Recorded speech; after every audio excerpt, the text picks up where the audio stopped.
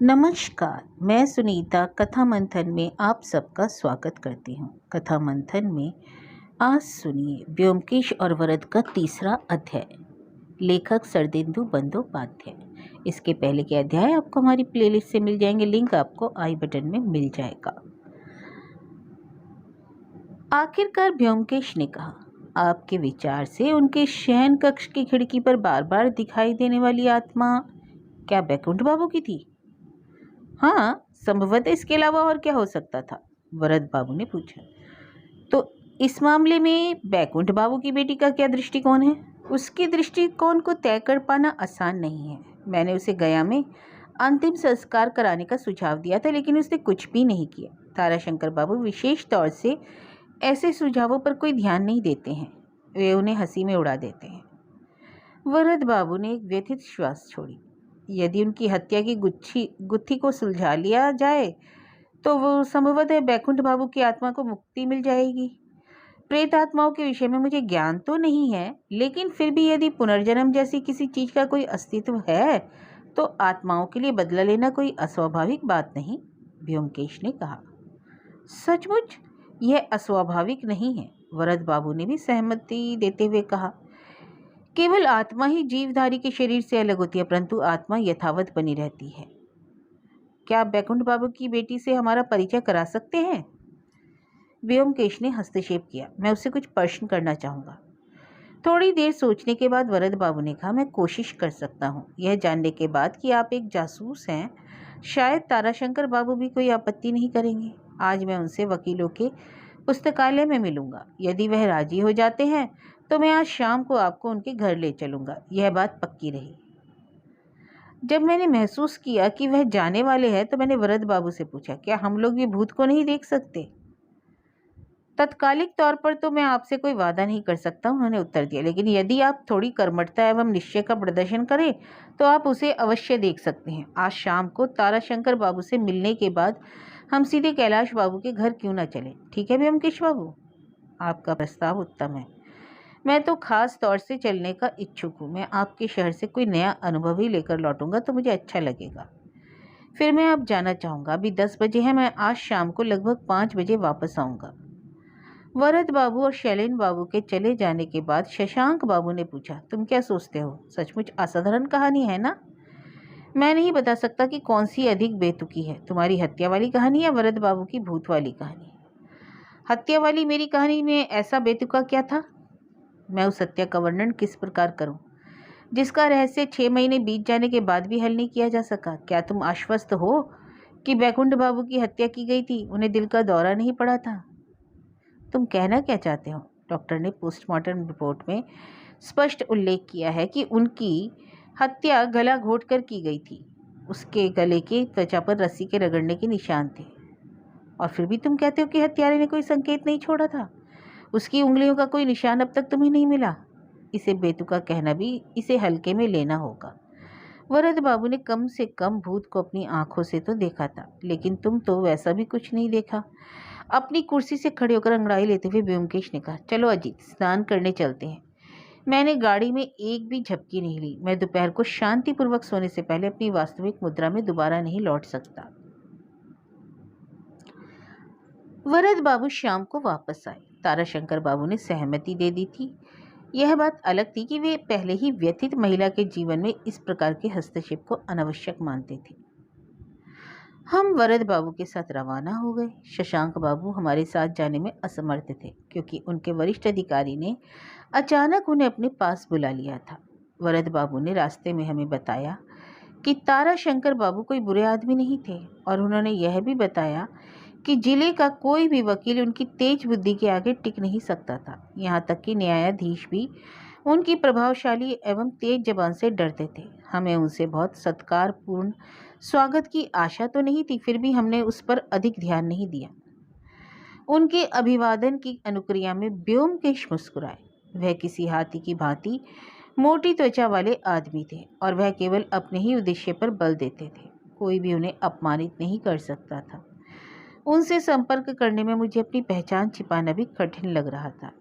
किले के दक्षिणी दरवाजे से निकलकर हम लोग बेलून बाजार नामक एक अन्य इलाके में पहुंच गए। वह बंगालियों की बस्ती थी जिसके बीच ताराशंकर बाबू का शानदार महलनुमा बंगला स्थित था। हमें अब इस बात का कोई संदेह नहीं था कि ताराशंकर बाबू अत्यंत तेज दिमाग वाले वकील थे। उनके अतिथि कक्ष में प्रवेश करने के बाद हमने उन्हें उसके बीच चादर बिछी चारपाई पर बैठे पाया। तकिए पर पीछे की ओर पीठ टिकाए हुए वह हुक्का पी रहे थे। उनके लंबे पतले शरीर में मांस कम खाल अधिक थी। उनका चेहरा कोणीय एवं आंखें कटीली थी।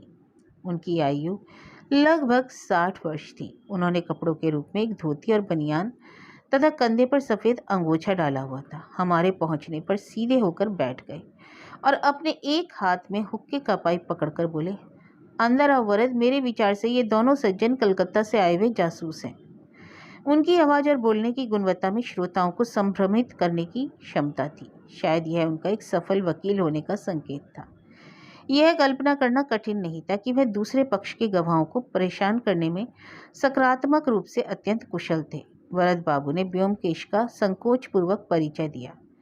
मैं एक सत्य शोधक हूँ। व्योमकेश ने विनम्रतापूर्वक उनका अभिवादन करते हुए कहा। अपने बाएं घुटने को थोड़ा ऊपर उठाते हुए ताराशंकर बाबू ने पूछा, सत्य शोधक? भला इसका क्या अर्थ हो सकता है? सत्य की खोज करना मेरा व्यवसाय है, ठीक वैसे ही जैसे आपका व्यवसाय वकालत करना है, व्योमकेश ने उत्तर दिया। ताराशंकर बाबू के होठों पर एक कुटिल मुस्कान तैर गई। मैं समझ गया, अर्थात जासूस नामक शब्द अब चलन से बाहर हो गया है। वह क्या चीज़ है जिसकी आप खोज करते हैं? सत्य।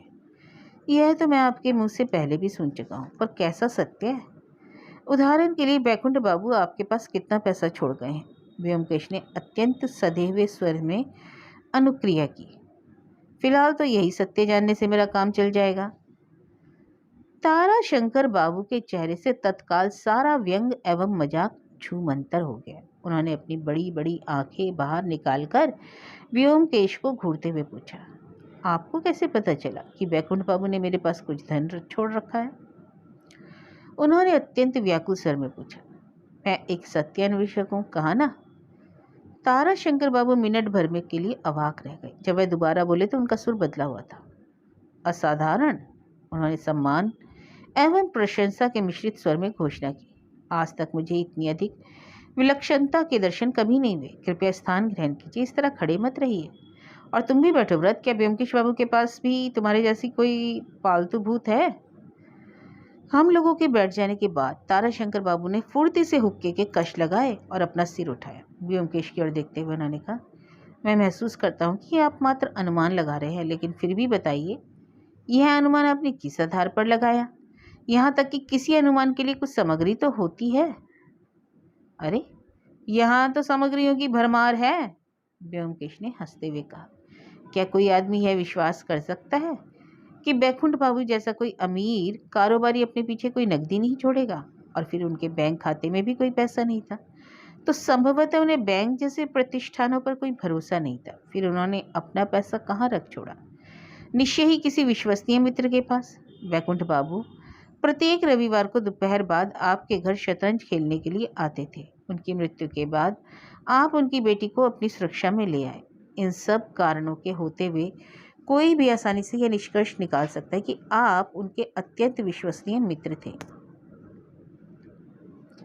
आपका अनुमान सही है, ताराशंकर बाबू ने सहमति जताई।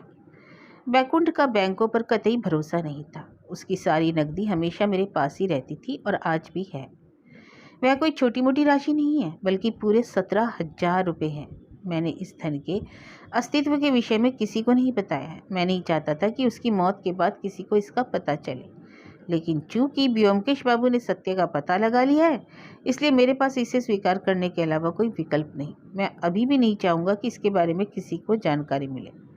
आप तीनों तो जान गए हैं, लेकिन ध्यान रहे इसके बारे में और किसी व्यक्ति को पता नहीं चलना चाहिए। क्या तुम मेरी बात समझ गए वरद?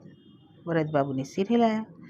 उसके मन का संदेह उसके चेहरे पर झलकने लगा था। इसे गोपनीय बनाए रखने के पीछे क्या कोई खास कारण है? व्योमकेश ने पूछा। हुक्के के कुछ और कश लगाने के बाद ताराशंकर बाबू ने कहा, कारण है। आप संदेह कर सकते हैं कि मैं अपने मित्र द्वारा मेरी सुरक्षा में छोड़े गए धन को ऐंठने की कोशिश कर रहा हूँ। मुझे इसकी जरा भी परवाह नहीं। इसे गुप्त रखने के पीछे एक अभिन्न कारण है। क्या मैं जान सकता हूँ कारण को?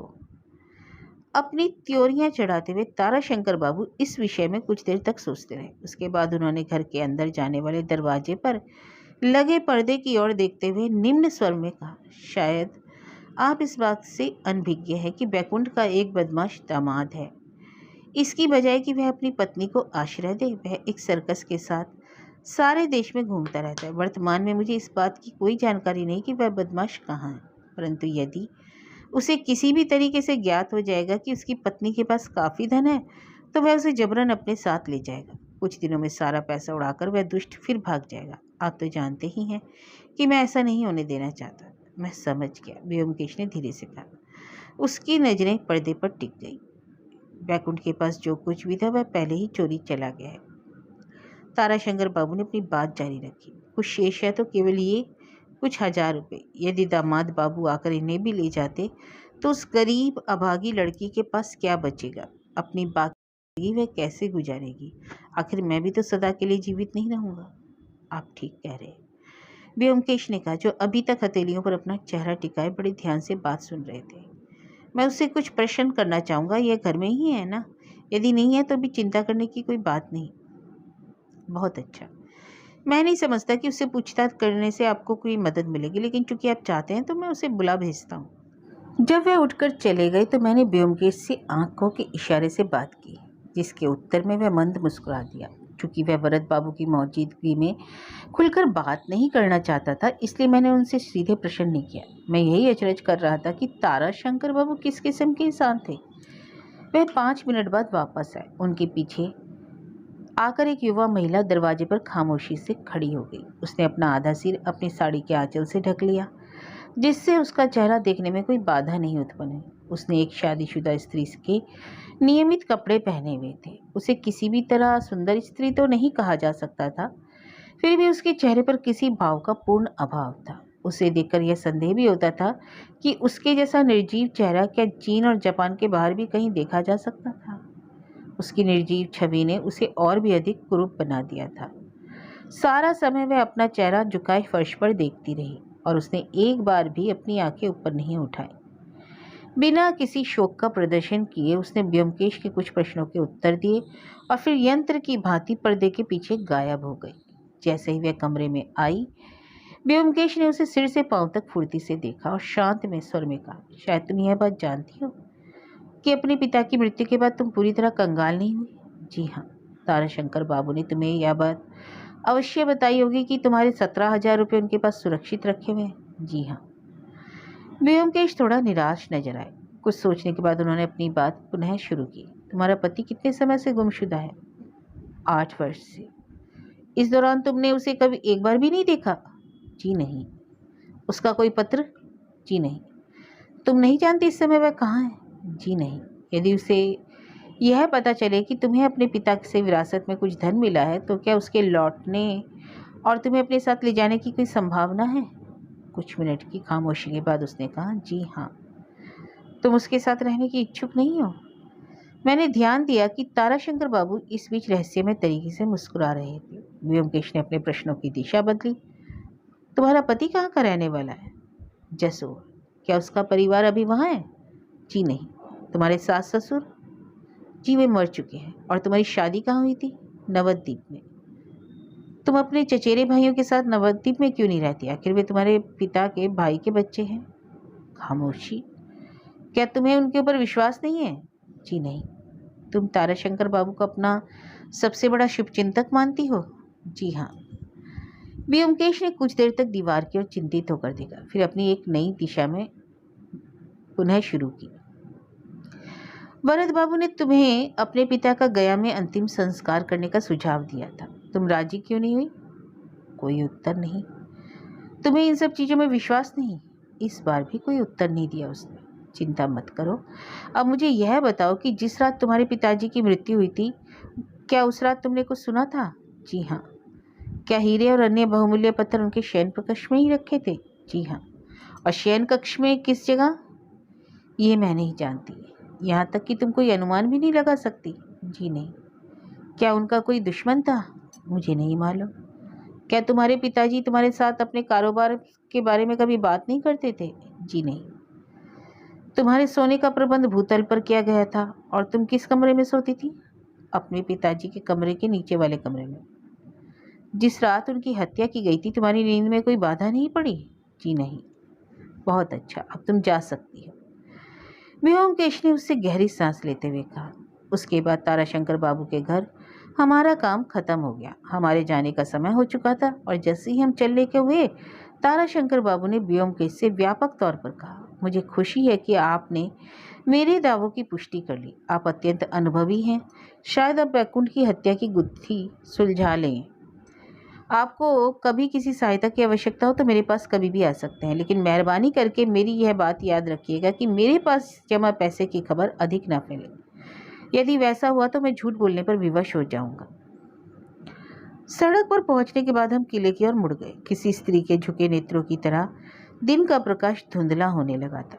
पश्चिमी आकाश में सूर्य सिंदूरी हो चुका था, लेकिन व्योमकेश ने एक बार भी वह दृश्य नहीं देखा। वह अपना सिर झुकाए आगे बढ़ रहे थे। कुछ मिनटों की खामोशी से चलने के बाद मैंने अचानक पूछा, ताराशंकर बाबू के बारे में तुम्हारी क्या राय है व्योमकेश? आसमान की ओर देखते हुए वह अचानक मंद मुस्कान के साथ बोला, वह एक बुद्धिमान व्यक्ति है।